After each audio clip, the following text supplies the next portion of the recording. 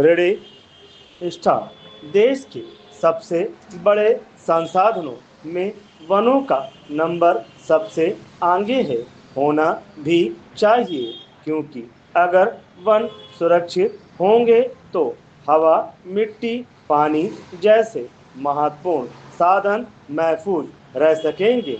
इस संपदा का मूल्य मात्र भौतिक आकलन से संभव नहीं, बल्कि हमारी आस्था, शिक्षा और सभ्यता का केंद्र जंगल ही रहे हैं। और यही कारण है कि हमारे शास्त्रों में हमेशा वनों का उल्लेख मिलता है।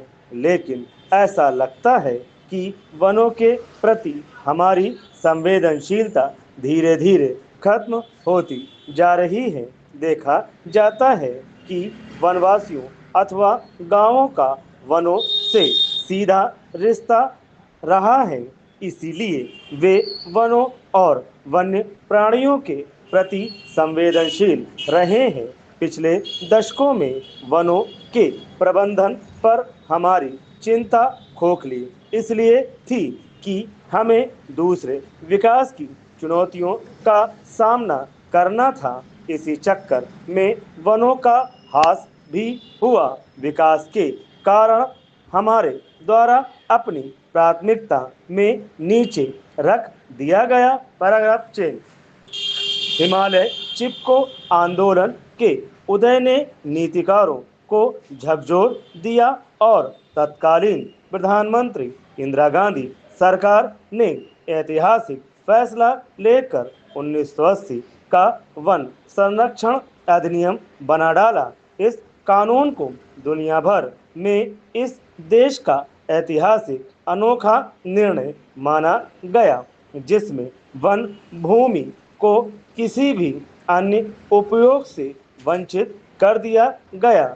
अधिनियम के अनुसार वनों के हालात का लगातार कई माध्यमों से जायजा लिया जाता रहा है। मुख्य दायित्व भारतीय वन सर्वेक्षण का होता है, जो वनों के हालात का अग्नि आदि पर अपनी सालाना रिपोर्ट बनाता रहा है। वन एवं पर्यावरण मंत्रालय की ताज़ा रिपोर्ट बताती है कि देश के कुल क्षेत्रफल में 360 वर्ग किलोमीटर में कमी हुई है। साफ जाहिर है कि घटते वनों का मुद्दा राष्ट्रीय बहस से गायब है, क्योंकि जो वनों के अभाव में मिट रहे हैं उनकी आवाज़ घुट रही है। पर घटते वनों के प्रकोप से हम भी बचने वाले नहीं हैं। Paragraph change.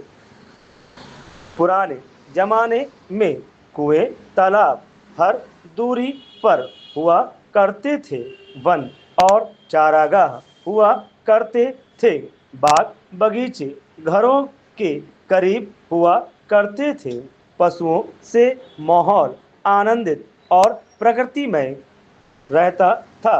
आज ऐसा लगता है कि उत्तर से लेकर दक्षिण तक, पूरब से लेकर पश्चिम तक आज कुदरती जंगलों का अत्यधिक दोहन हो रहा है।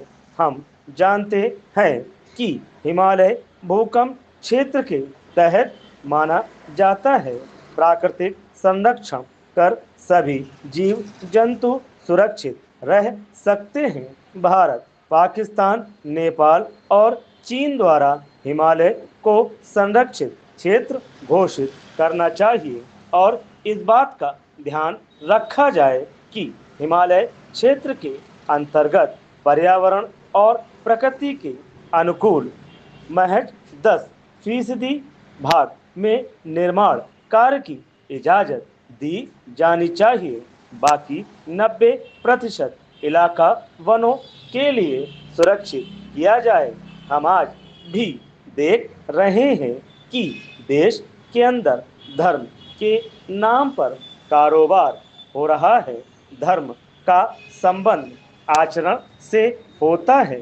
धर्म हमारे आचरण में आज भी नहीं है, इससे इनकार नहीं किया जा सकता कि इस बात पर गंभीरता से विचार करने की आवश्यकता है